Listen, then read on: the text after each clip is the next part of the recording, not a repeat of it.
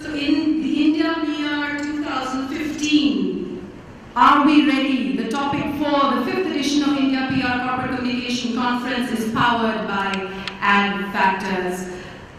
Let me remind you again, we've got a live tweet beam. If you'd like to share something, it's hashtag IPRCCC2014.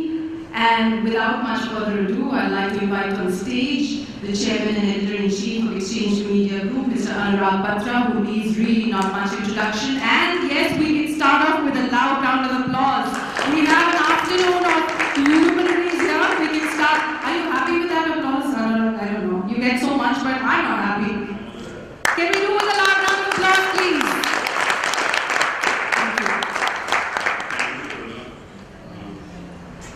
It's my honor and privilege to be at the 5th edition of the Exchange Media India PR and Corporate Communication Summit.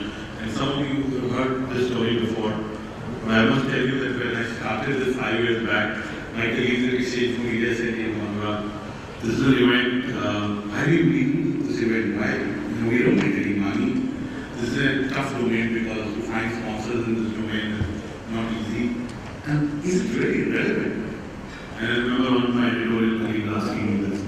And I had to convince her and say, no, it's not relevant and that's why we should do it. And this is the 5th edition of the awards and the conference. Actually, the 6th edition of the conference and the 5th edition of the awards. And I can tell you, just by going by the number of entries that we received this year, we received close to 250 entries in the awards, which is humongous. We do awards in the digital domain, in the out-of-home domain, almost every domain, and 250 in the PR and communication domain is really humongous. My answer next year will be at least 30-40% more, but from where we used to be 140 odd entries, it's tremendous. So I really believe that when we started this, it was already too late. This communication domain really thrives with people like you. So we're happy that we were in some way pioneers in doing this.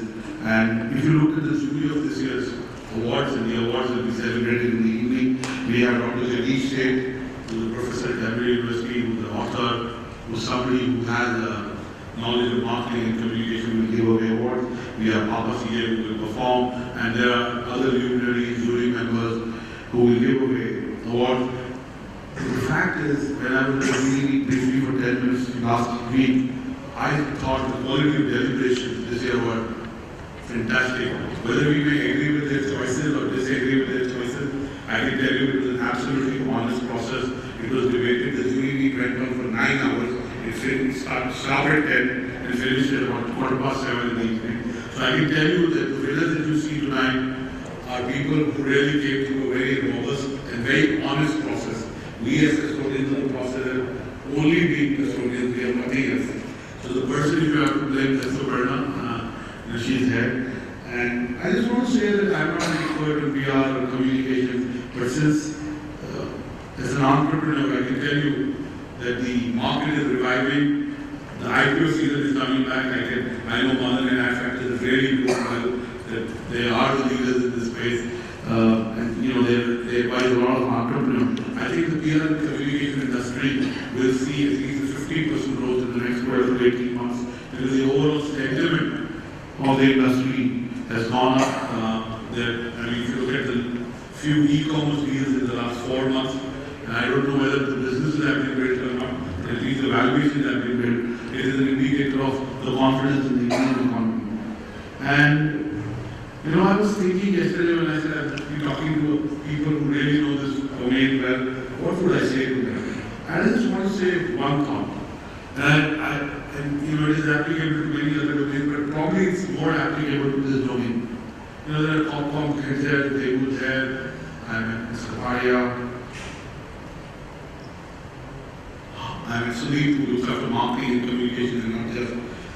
How many Comcom heads become CEOs of their companies? I would like to count them. I can tell you that a lot of CMOs have become CEOs.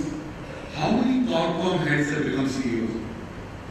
I couldn't think of anything. I could think of a lot of people who went on to the board, who really became a strategic advisory to the board, and I could think of 5-7 things top of my head. But I couldn't, and I could be, not knowing enough. But I couldn't think of a single name between last time and today of Qualcomm heads who have become CEOs of the company. So how many of you aspire to become CEOs of companies? And what will it take? I mean, I know some of you are entrepreneur, mother is an entrepreneur, runs a very corporation, runs Madison PR. So you are entrepreneurial. But how many Qualcomm heads have become the CEO of the large companies that they lead or aspire to become the CEOs of the companies that they are part of? Second, as exchange for media, I think one of the things that I say but we go back and don't do is that we do not cover enough of this domain. We come in the last 2 months just before the events and the awards and we kind of focus on the domain. I think we need to increase the coverage. So we're launching something called the top 100 communication professionals. Communication is a wider term, which pretty much means it's a ranking of the top 100 people in communication, corporate communication we are doing. And again, we'll follow through a process and it will not just be people who buy me a drink or buy Suparnaa drink. It will be through a process. For the record, I don't drink except for red wine. Thanks for this now. So I just wanted to say these things, and I know the lifetime achievement winner is tonight.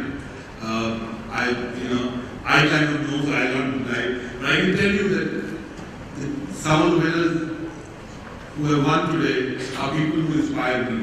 I happen to know that person. She's the youngest person I know who got the lifetime achievement award. But Suparnaa should have given that away. But anyway, I continue to come in forward. But I believe that when you meet the winners tonight, you will see people who really contributed to the domain and who are people we can look up to.